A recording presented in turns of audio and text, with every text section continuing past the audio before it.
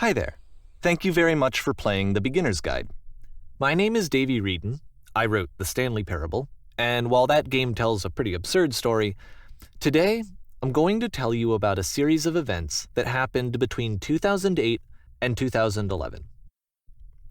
We're going to look at the games made by a friend of mine named Coda.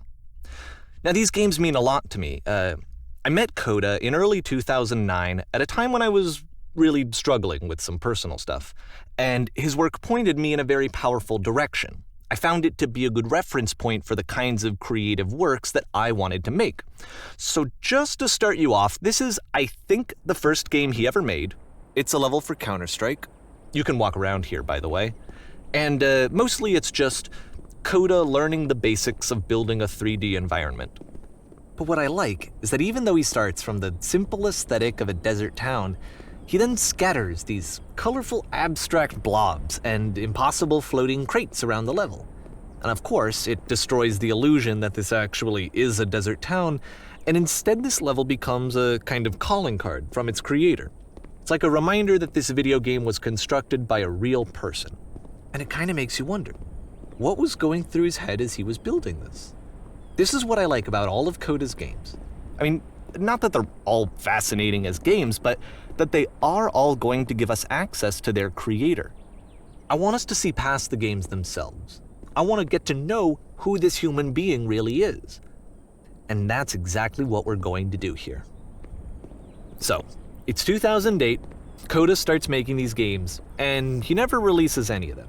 He doesn't put them onto the internet, he just makes them and then immediately abandons them, and they sit on his computer forever.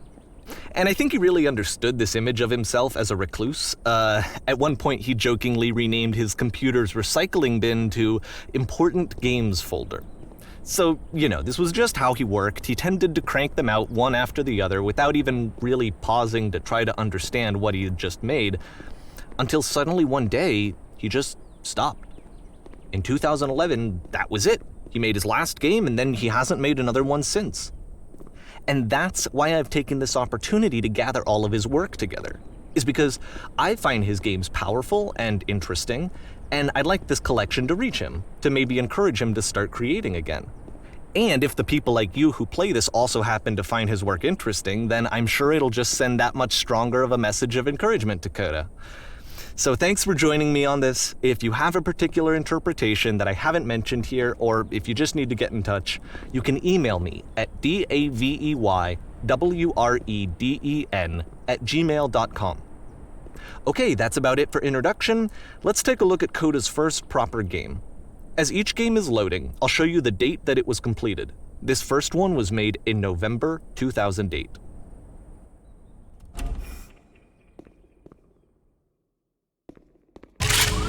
Warning. Whisper machine active. Shift destruction imminent. This game is called Escape from Whisper, and it's one of the more generic games you'll see from Coda.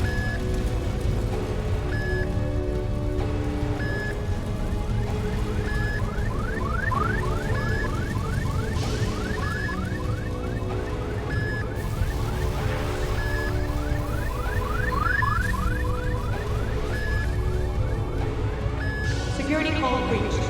Hostile alien life form inbound. It kinda looks like this game was abandoned mid-development.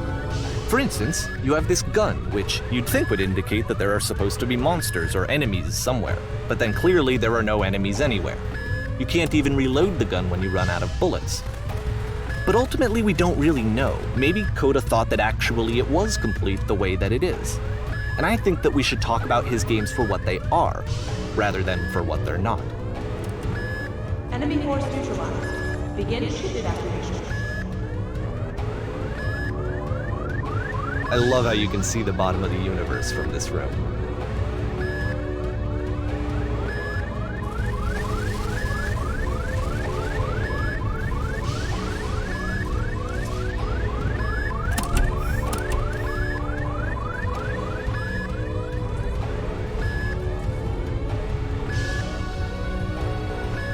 Apparently, the space station has a labyrinth on it. Sure, I don't know. There's really no reason for it that I've ever been able to discern, so in the interest of time, I'm just gonna skip you on past it. Okay, this is the part that's interesting. The game has this narrative about the whisper machine and how it has to be turned off, and then you get to the engine room. Hey, you there, in the engine room. You could save us all. That beam is powering the whisper machine. We could disrupt it by introducing a great enough heat signature. If your body could stop the beam. It's so much to ask, but for all of our lives, would you do it? Could you give yourself?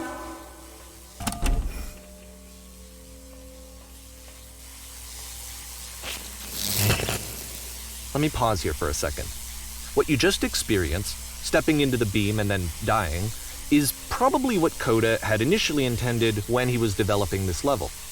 But when he first compiles and plays it, something goes wrong. There's a bug somewhere. And this is what happens instead.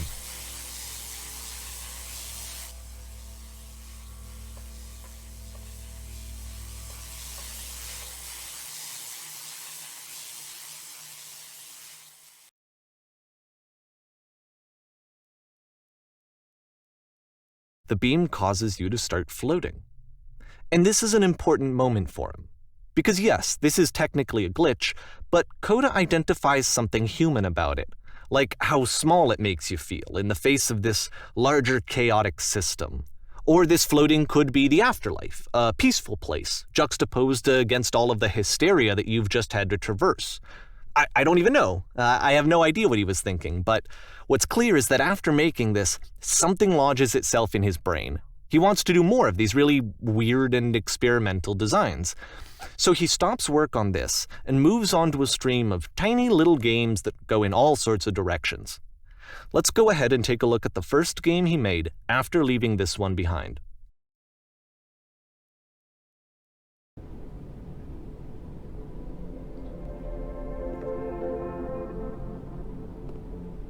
Yup, in this game you can only walk backwards.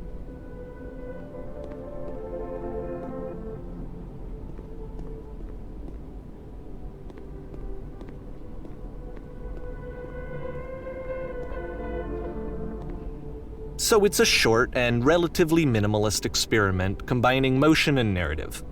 It is less advanced than the previous game, but actually it seems to be more focused, more complete.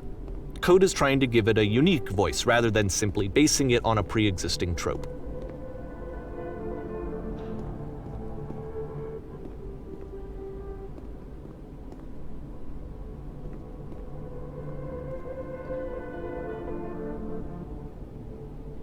It's a short little thought, it says what it wants to say, and then it ends. Didn't need anything more than that. Which to me is why it works, because it gets out quick. Okay, next one.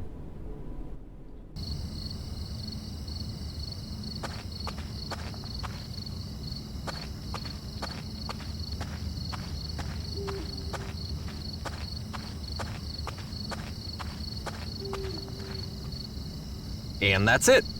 Okay, the meaning of this game won't be clear just yet. Please be patient with me for a few more games, and I promise you'll see what makes it interesting. Oftentimes, Coda would put bizarre titles like this one at the start of his games. I wish I'd known him at the time that he was making these early games. He would really only talk to me about his work as he was making it. Once he stopped work on a game, that was it. It was dead to him. And I don't agree with that at all, but what are you gonna do?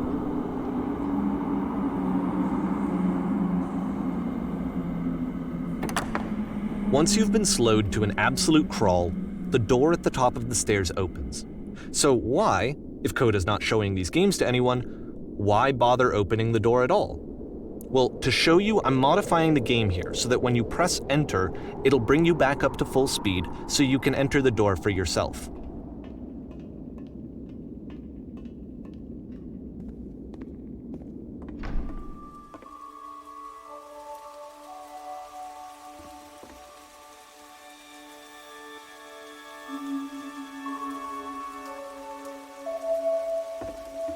A room that's warm and nice and filled with little ideas for games.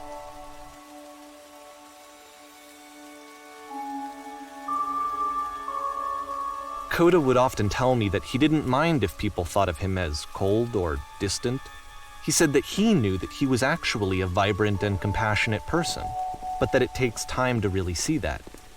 It can be a very slow climb to get there.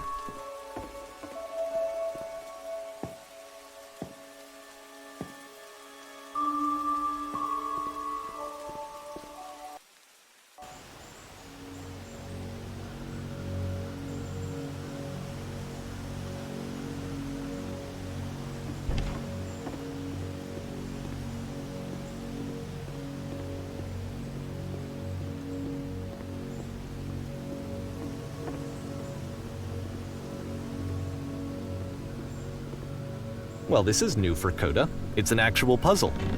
Go ahead and see if you can solve it.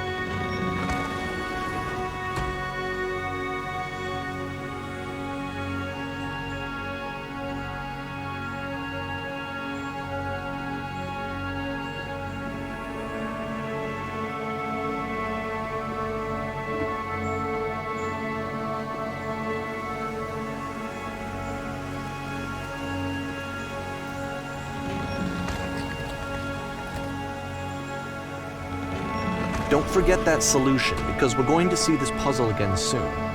We're going to see it a lot.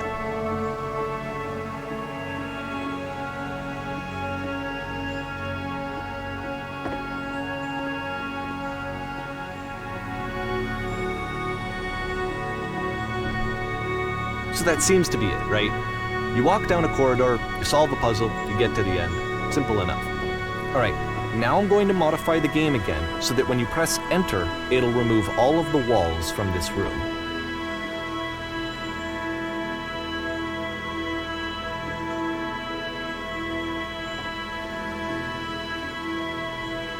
How about that? There was more to it than we had any way of knowing. I actually find it funny that this game comes after the Stairs game, since they essentially convey the opposite idea. So, in the Stairs game, a dull exterior concealed a rich interior. And then, in this level, a dull interior hides this fantastic outer world. Either way, I think that the point is the same, is that most of the time you don't get to know what you're missing, or even that you're missing anything. That's not your role as a player. So if your role here is not to understand, then what is it?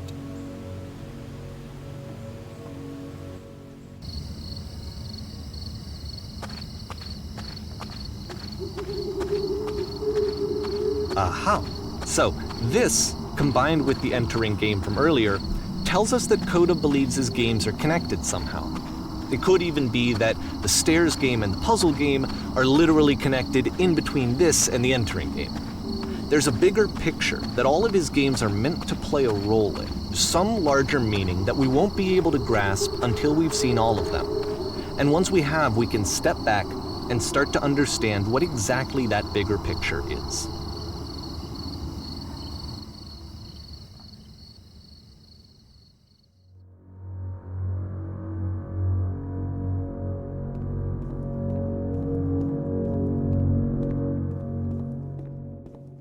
Let's talk about video game development for a second.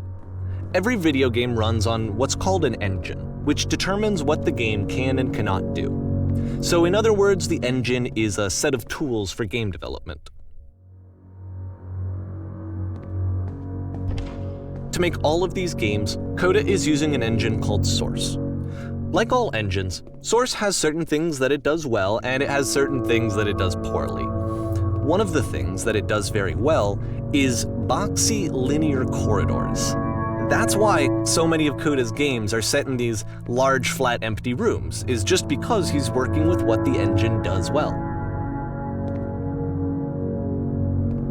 The tools available to the creator shape what kinds of creative work they're going to end up making. You might consider paying attention to the architecture in Coda's games to notice how they seem to stem from an engine that's very good at producing linear, boxy corridors.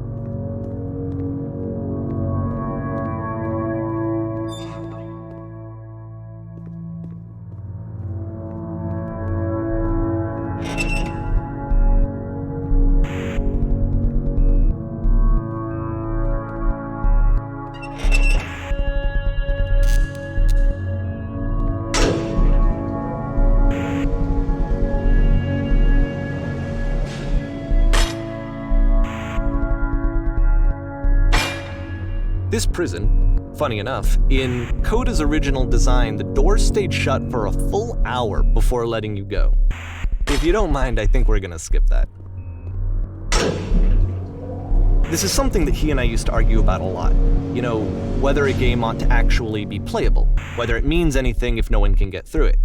And I would always defend that, you know, all this work goes into the game, why not make it playable and accessible? And so we just got into heated arguments over it, and there was one time that after one of these conversations, he went home, and a day or two later, he sent me a zip file entitled Playable Games that was full of hundreds of individual games, each of which was just an empty box that you walked around in and nothing else.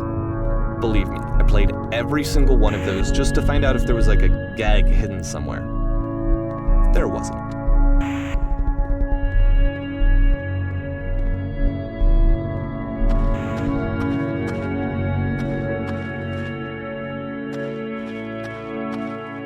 It's the puzzle again, with the exact same solution as the last time.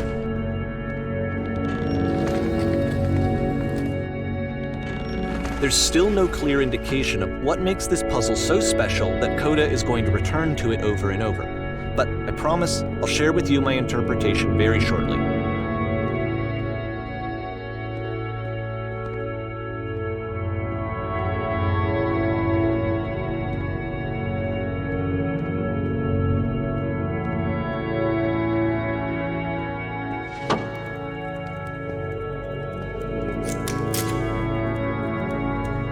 Here, Coda begins using a kind of dialogue system that he fashioned out of the engine's chat capabilities.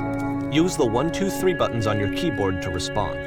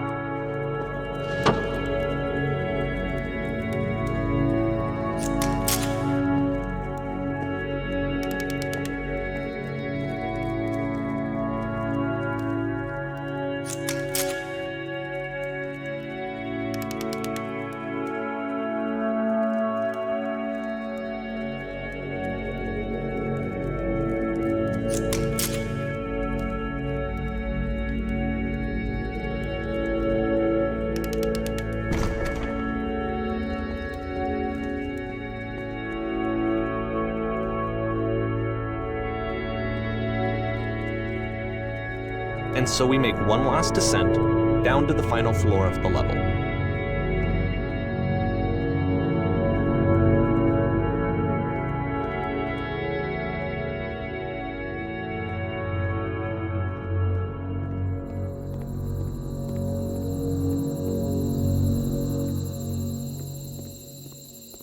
It's a lamppost.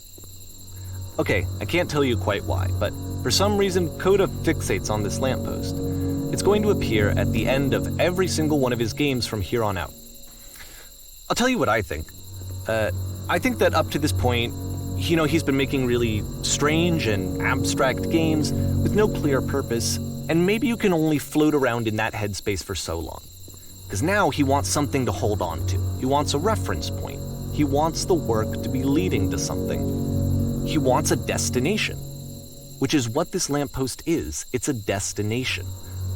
We're going to see it in the work as well. His games are just going to become a lot more cohesive, a lot more fully developed, with more of a clear idea behind them.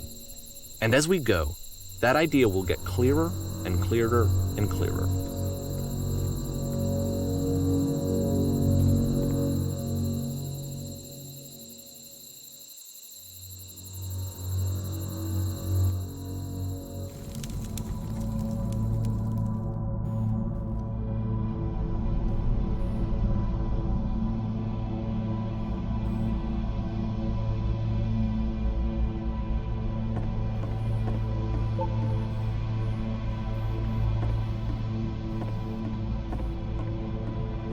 So first off, I'm sure you can deduce this, but this game is not connected to the internet. All of the notes that you're going to see have been written by Coda. This was actually the first game of his that I ever played. This was shortly after I met him at a weekend game jam in Sacramento, where I grew up. I saw him working on this very level, and it was just so different from anything that anyone else was doing. So right away I was like, I have to be friends with this person. In retrospect, I think I was probably a bit too pushy trying to get his attention. I was over-enthusiastic. But he was very gracious about it and very patient with me. And I cooled off eventually. Oh, feel free to skip over any of these notes if they're not doing anything for you. Nothing extra is going to happen if you read all of them. Either way, to me they convey a sense of loneliness. I see this person who's filled with thoughts and feelings and beliefs and has no way to express them except as scattered and unheard voices in a game that wasn't meant to be played.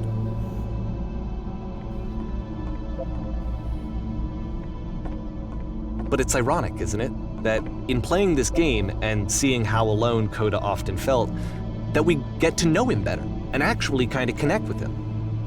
And I have to be honest with you, this idea is really seductive to me, that I could just play someone's game and see the voices in their head and get to know them better and have to do less of the messy in-person socializing. I could just get to know you through your work.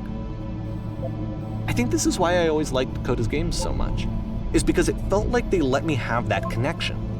I felt as though he was inviting me personally into his world. And then I feel less lonely too.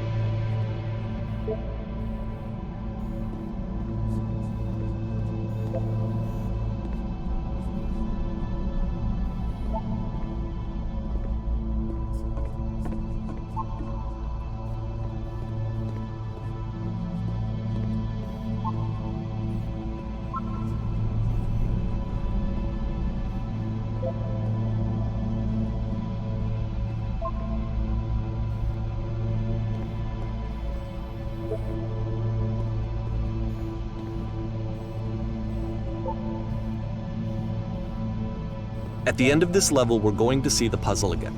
And here, I'll tell you what I think the puzzle means.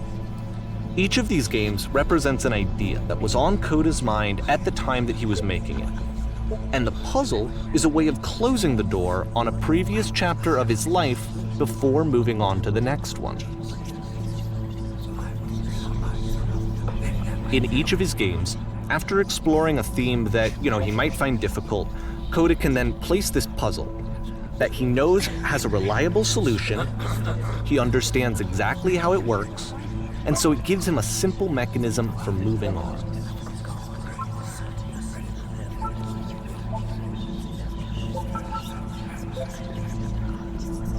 And because there's this dark area between the doors, a space between spaces, before you move on, you get to pause. Just for a moment, a few seconds to reflect on and let go of the events that led you here. To step back and connect the pieces together. To grasp at that elusive bigger picture.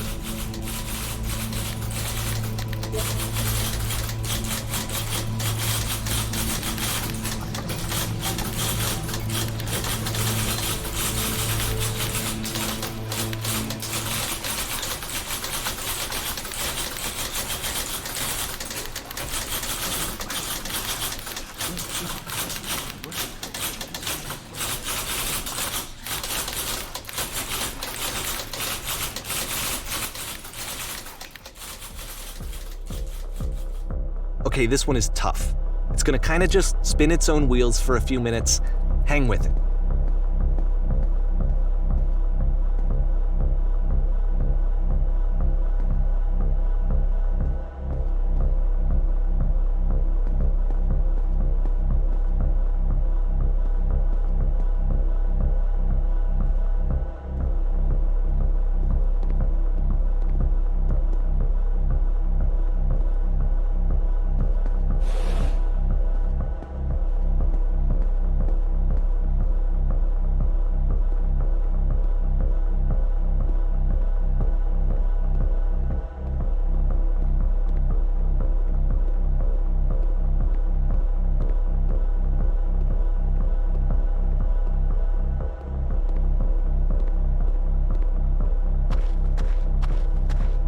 See, this is it, the whole game, and there's nothing that's particularly interesting about it. You just walk to the end of a hallway. Except, for some reason, Coda gets really fixated on this prison that has all of this modern furniture. And I don't know why, but he decides he needs to revisit this prison. He's gonna start over, use the same assets, turn it into something else. Okay, cool, here's version 2.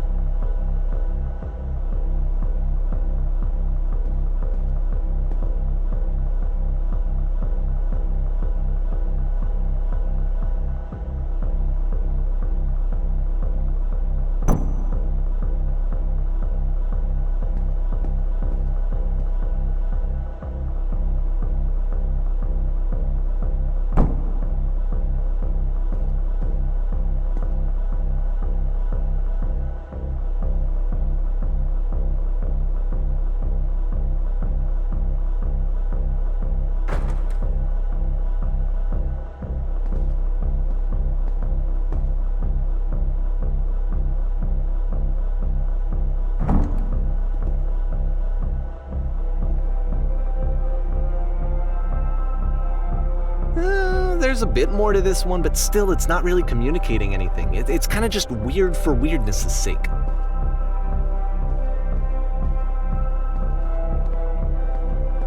So okay, he throws it out and starts over.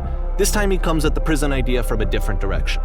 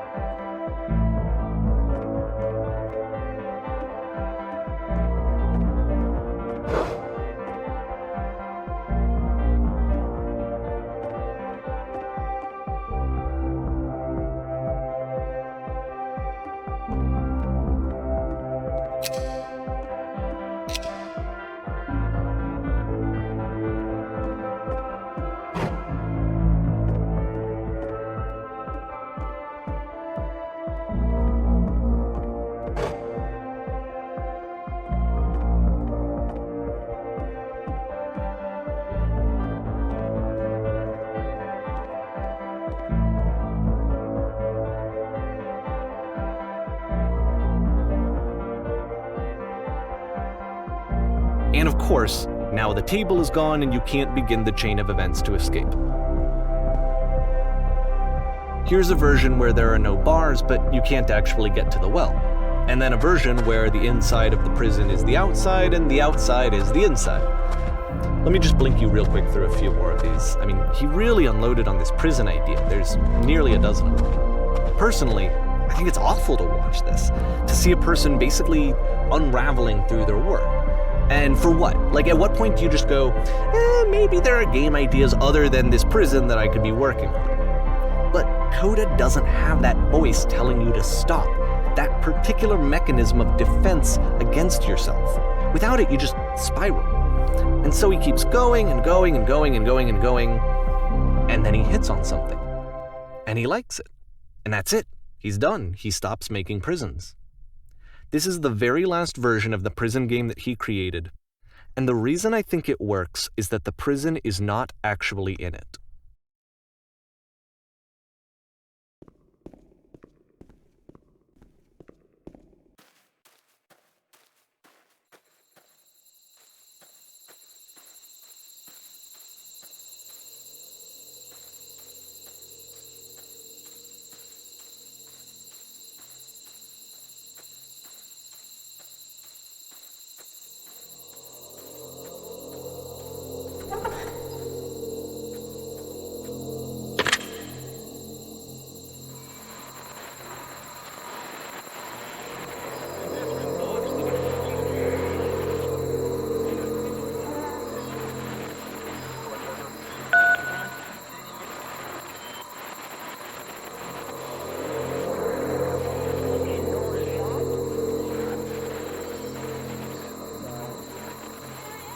It's a conversation.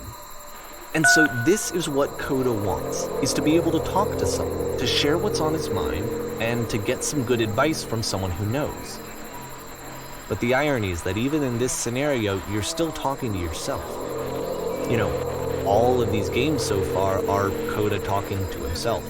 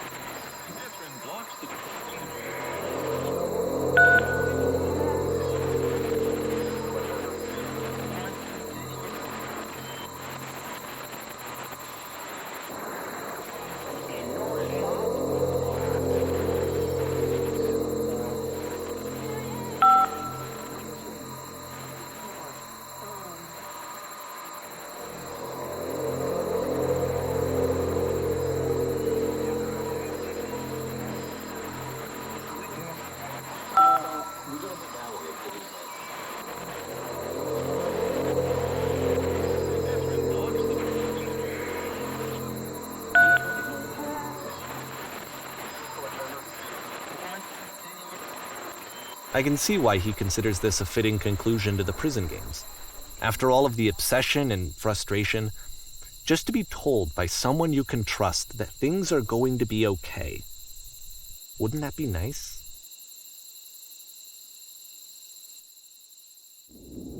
So what would it look like if Coda wanted to make a game about talking to someone other than himself?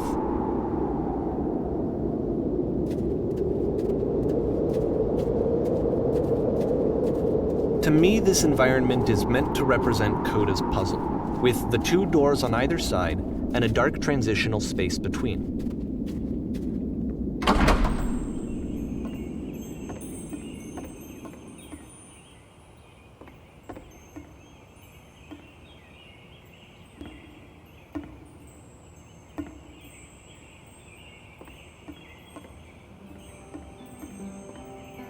You'll notice that the quality of the art is a step up from previous games, including this new and improved chat system, which he started using from this point on. From here on out, he begins putting much more effort into the visual polish of his work, and this particular game took 2 months to create as a result.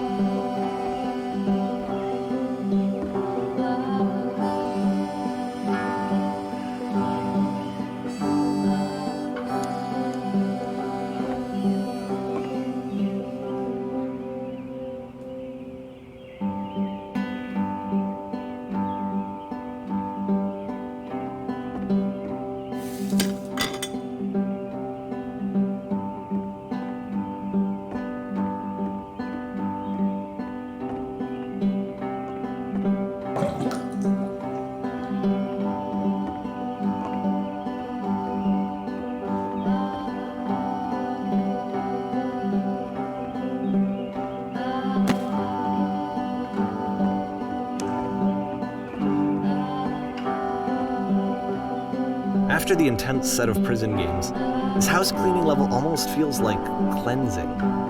It's the moment after a particularly difficult or traumatic experience where you just need to let it sit and digest inside of you, and eventually cohere into something meaningful.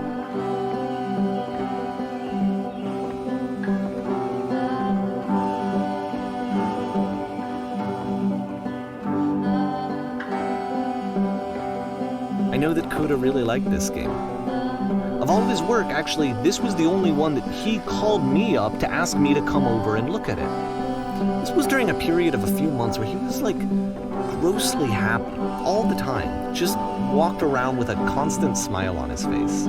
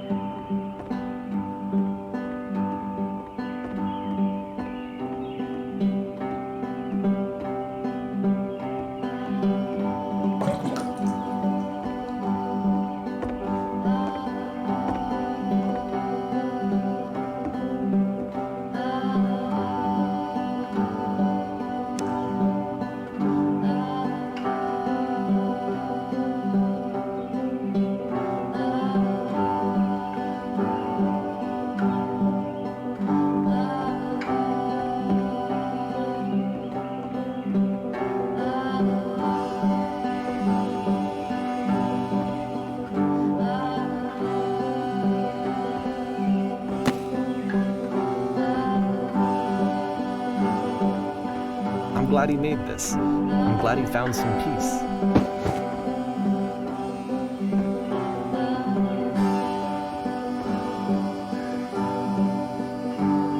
But, of course, it can't last. The music stops, your companion is gone, it's time to leave. The door at the top of the hill is now open as well. Again, you can't stay in the dark space for too long. You just can't. You have to keep moving. It's how you stay alive.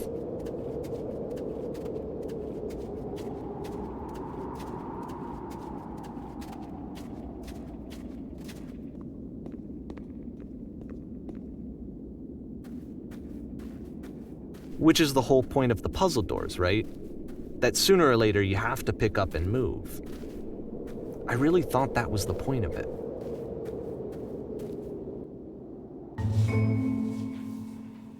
This one gets a bit goofy.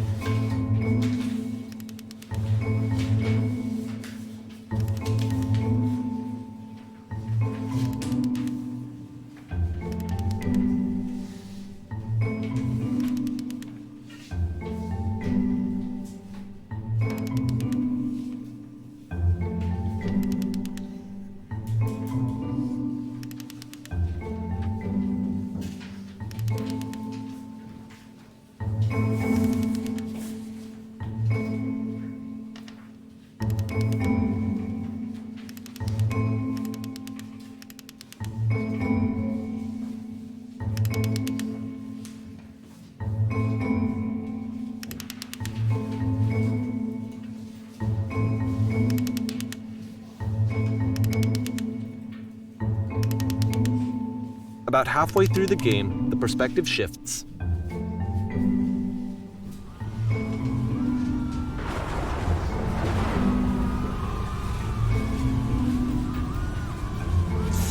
And you play as the teacher. And suddenly, you discover that your teacher is just as bigoted and afraid as you are. Oh, and also you can move around the classroom now.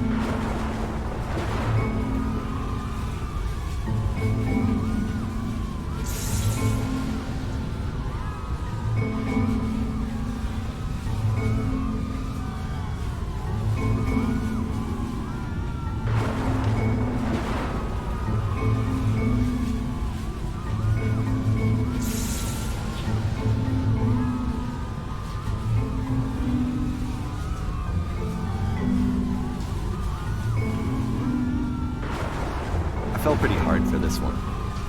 I feel like it's one of the most relatable experiences that you can have. To assume that some other person is perfect and totally fulfilled in every way, and completely miss all of the little flaws that make them painfully human.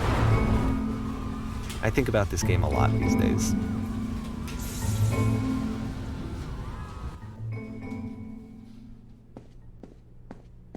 This one took a lot longer than all the others for Coda to make. It was 4 months between this and the last one.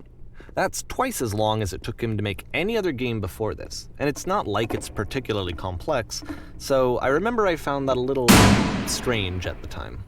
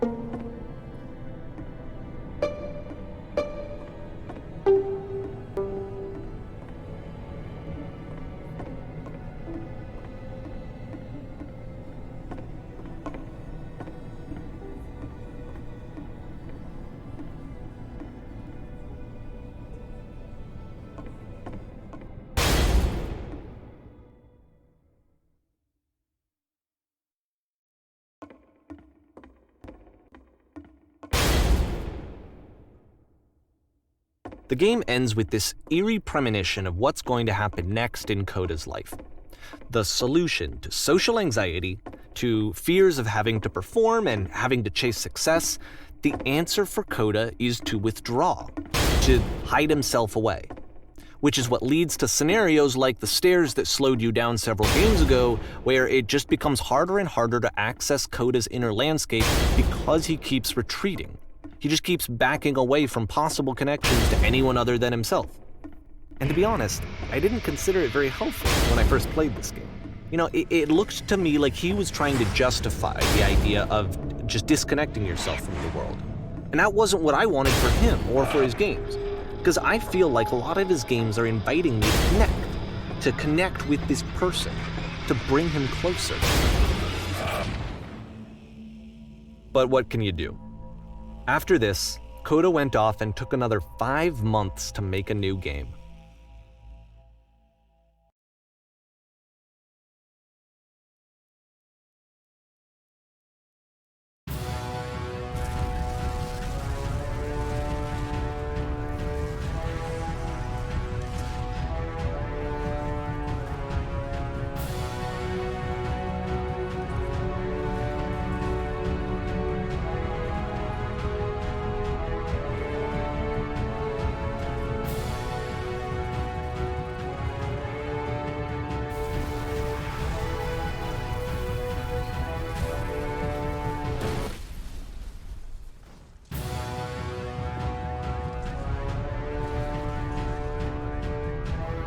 You should probably open your eyes if you haven't already. It's pretty much impossible to solve otherwise. And there is a solution, by the way.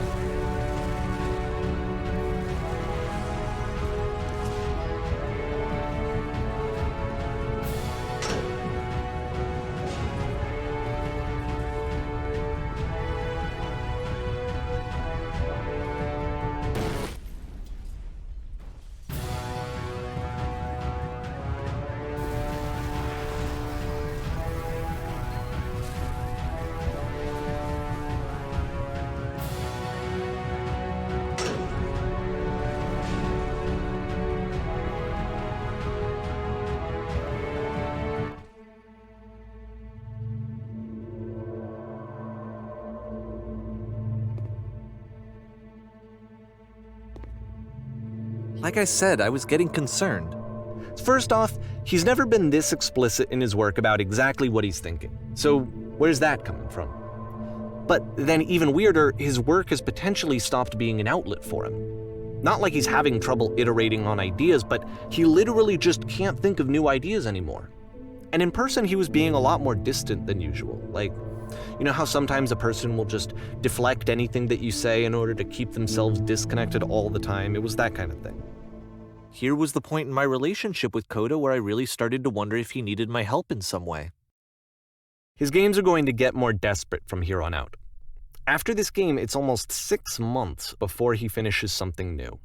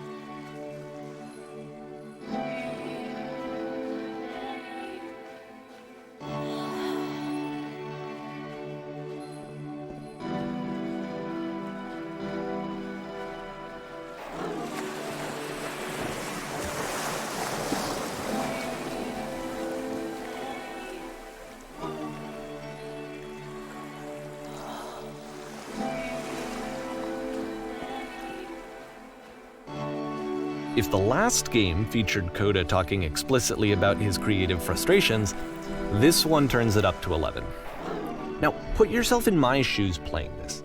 Here's a friend whose work is exhibiting signs of struggle, frustration, anxiety, depression even, and yet still he keeps making games. He keeps throwing himself into the grinder even when he clearly doesn't have the energy for it anymore. Why? What is it for? Because from my perspective at the time and just what I knew of him, this was a result of how isolated he was. He was in his own little bubble, just sitting at his computer all day, not really showing these games to anyone, not releasing them onto the internet, and so he didn't have anyone outside of himself to connect with. He had no outlet to ground himself on.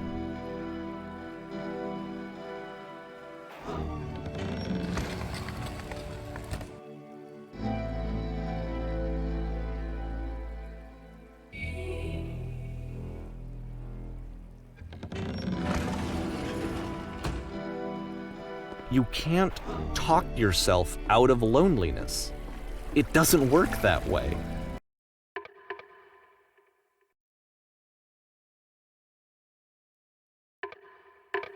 You can't be the one writing both the questions and the answers. Then there's no movement.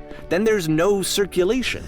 If all of your anxieties are being channeled into your work, then if the work ever fails, you have no backup and you're just going to crash.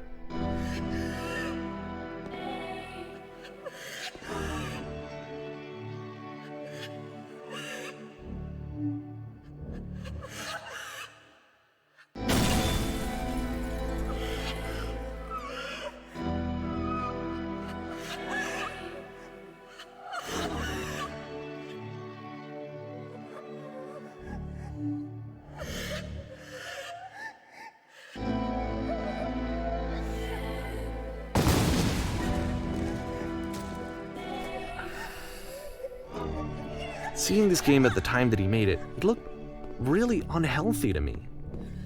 I was watching him do this to himself, and I hated it. I hated seeing him so trapped.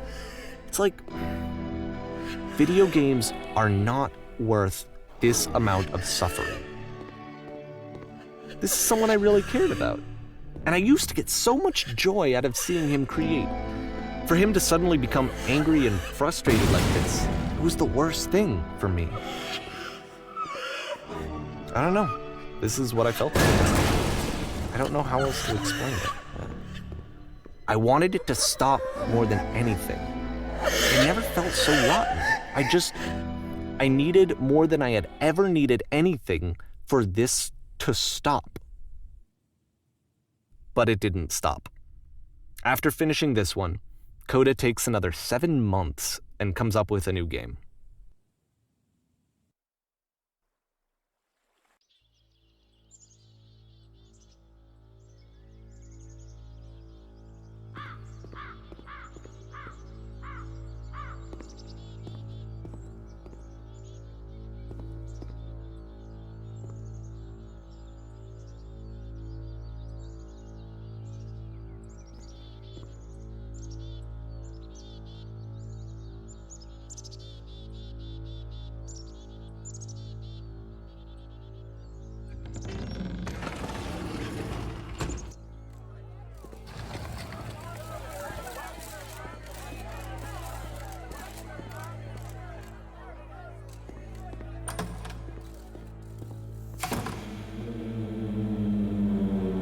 And of course, it's the machine.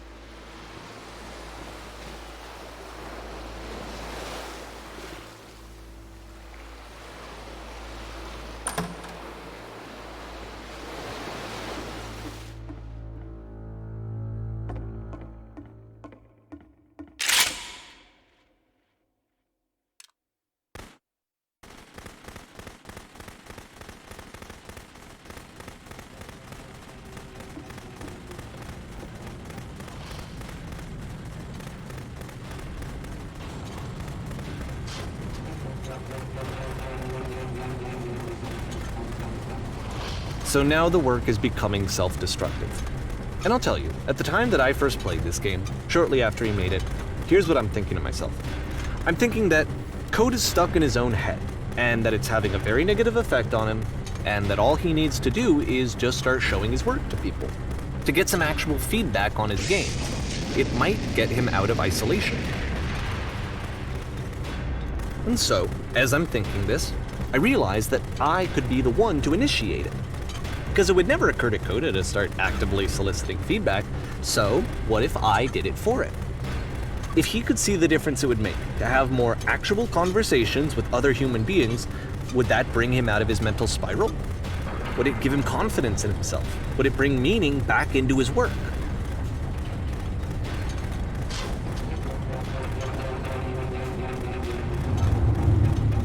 So I started showing Coda's work to people. I took this one, and the islands which you just played, the theater, the notes, the house cleaning game, and some of the prison escape games. I brought them to people that I knew and trusted. I asked their opinions. And the great part is that they really loved his games. You know, the point of it all was just to give him some external reference point, but they genuinely loved his work. There was nothing for him to be afraid of.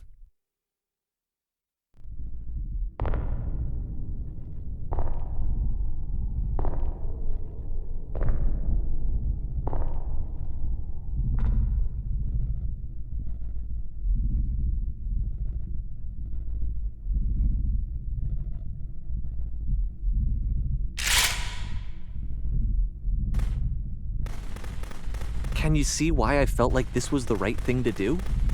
Because it's the thing that I always feel like I need, to be told that my work is good, that I am good. When someone really connects with a thing that I've made, when they see themselves purely in my work, there's nothing that feels better. And I got to give that very same feeling to my friend. I did something, I really felt like I'd done something good, like I was a good person. I felt like there was a friend who was in trouble and was unhappy and maybe didn't like themselves, and I could fix it. If I could give him this gift, maybe I could fix the problem. When they told me how much they enjoyed his games, it was the best feeling. It was the absolute best feeling. It made me feel so happy, so beautifully, beautifully happy.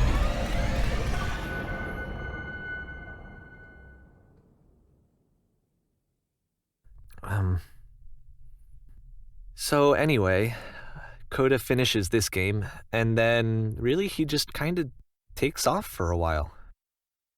So this is June of 2011, and I didn't hear anything from him for several weeks, I guess.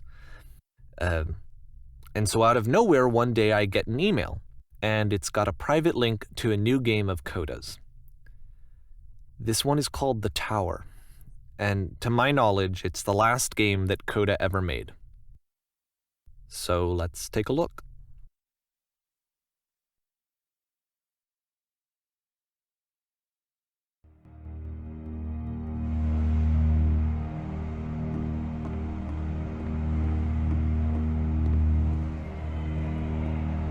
And this is where I have trouble saying anything meaningful about Coda's work. Because more than anything else, the tower just feels distant. It feels like it's trying to distance itself from the world. It's a very cold game.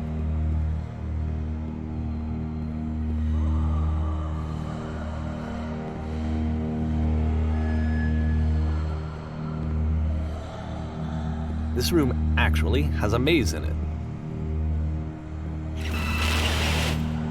Except that all the walls of the maze are invisible. And then every time you touch one of the walls, there's this awful flashing and noise, so the experience is really miserable. The game goes beyond not being meant to be played. It actually seems to despise the player for trying to play it at all. But I do want to show you the rest of the levels, so when you're ready to continue, press enter and I'll put a bridge over the maze.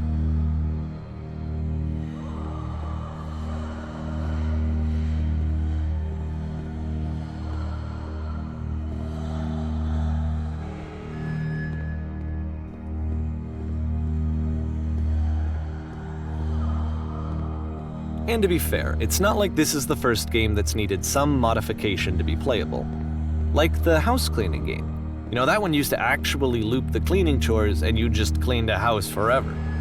I had to cut it off so that you could exit the house and the game would actually end. But that game had an idea that it was actually trying to communicate.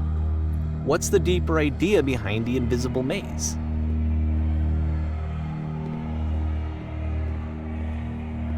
The only way past this challenge is to randomly guess the 6-digit code. Like the invisible maze, it's frustrating to me, because it's the opposite of everything else that Coda has made. It doesn't encourage thought or engagement. It doesn't ask anything of me, except a lot of my time. If I could have reached him during this time, then maybe I could have asked him, but I couldn't. I still don't really understand why this is here. I'll put the code on the ground for you here, though, so that we can move on.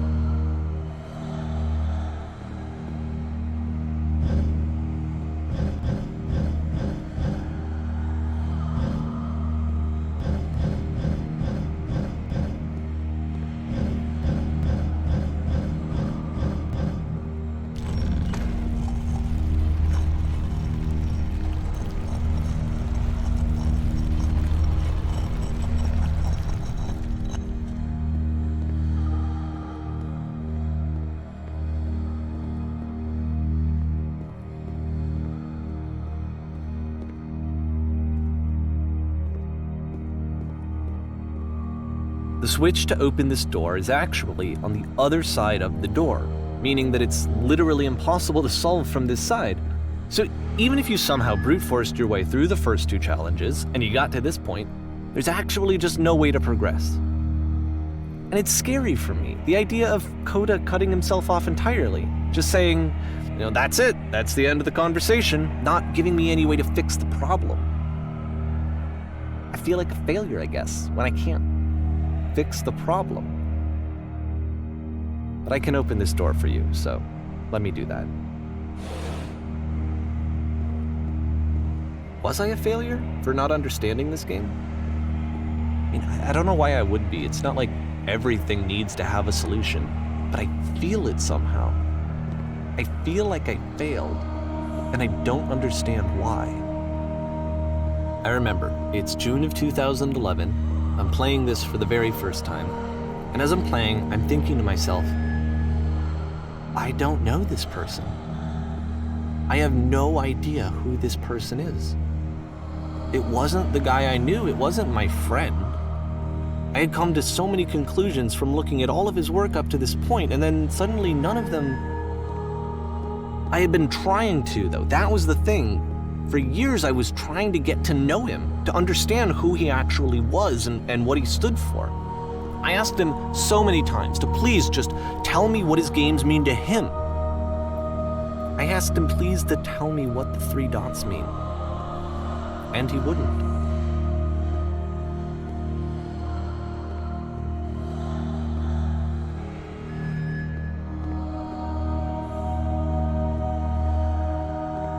I just felt so strongly that if I could have connected with him, that if I could have somehow made his work my own, that I would finally be once and for all happy. It was that I needed to see myself in someone else. I needed to be someone other than me. But he stopped and left, and it felt somehow like I had failed.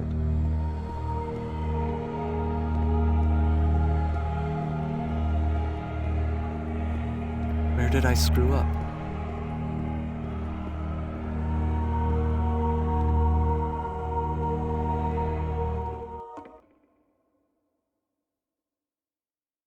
I'm the reason that you stopped making games, aren't I?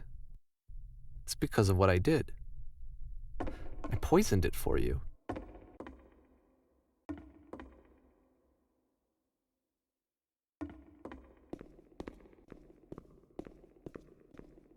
I don't think I ever told you this, but when I took your work and I was showing it to people, it actually felt... it felt as though I were responsible for something important and valuable.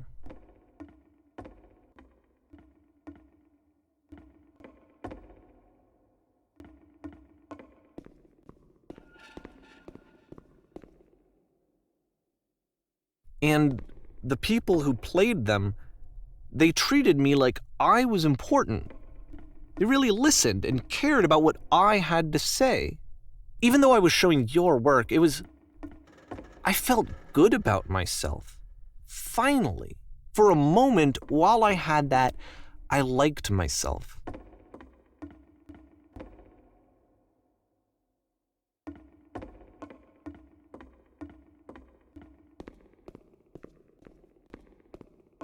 And then you stopped, and I didn't have anything left to show people. I just had to be with myself.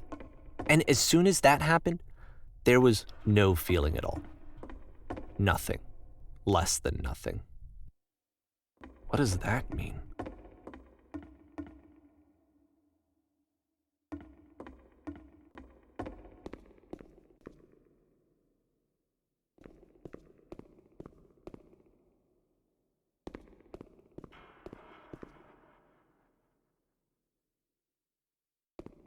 I'm afraid that I did something really stupid because I don't like myself.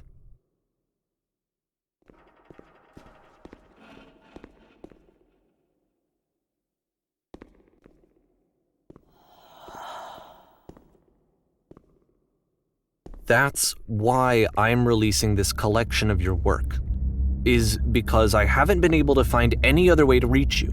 I've tried everything. And so a part of me has hope that if I put this compilation out into the world, and if I put my name on it, that maybe enough people will play it so that it'll find its way to you, so that I can tell you that I'm sorry. I know I screwed up. If I apologize to you truly and deeply, will you start making games again? Please, I need to feel okay with myself again. And I always felt okay as long as I had your work to see myself in. I mean, is something wrong with me? Because I know that I did an awful thing, and I'm doing it again right now. Like, I'm showing people your work, but I can't stop myself from doing it. That's how badly I need to feel something again, like I'm an addict. There has to be something wrong with me. Can I apologize? What if I tell you I was wrong? Will that work? Will that fix it? I don't know. I don't think it will, but there's nothing else that I can do. Just tell me what you want. I'm sorry. I'm sorry. Please, start making games again. Please help me. Please give me some of whatever it is that makes you complete. I want whatever that wholeness is that you just summoned out of nothing and you put into your work. You were complete in some way that I never was. And I want to know I want to know how to be a good person. I want to know how not to hate myself. Please. I'm fading, and all I want is to know that I'm going to be okay.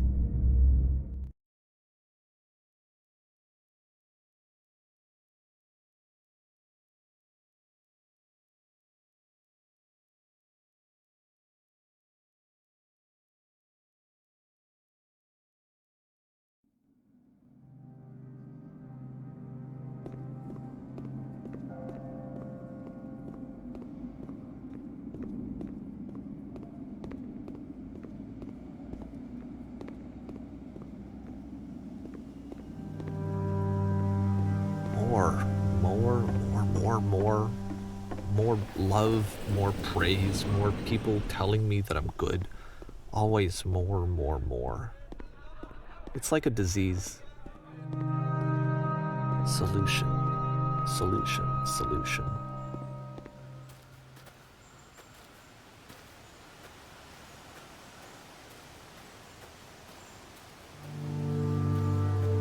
I guess if someone had told me ahead of time that he just really enjoyed making prison games, maybe I wouldn't have thought he was so desperate. I wouldn't have told so many people that he was depressed. Maybe he just likes making prisons.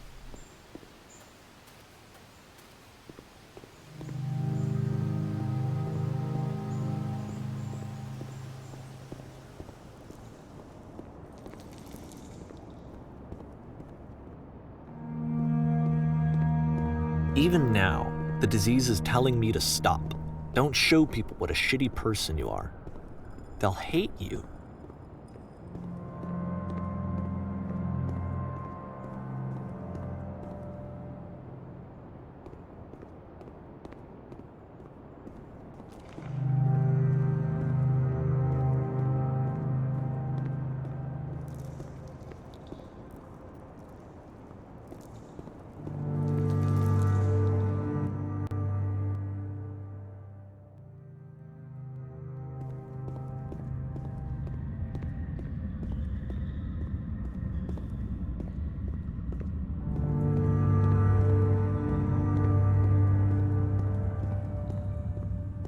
if I knew that my life depended on finding something to be driven by other than validation, what would that even be? It's strange, but the thought of not being driven by external validation is unthinkable. Like, I actually cannot conceive of what that would be like.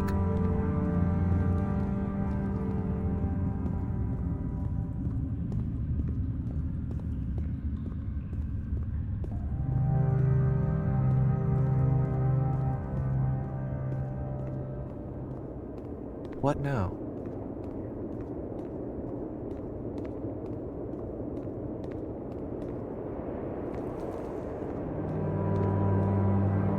I think I need to go.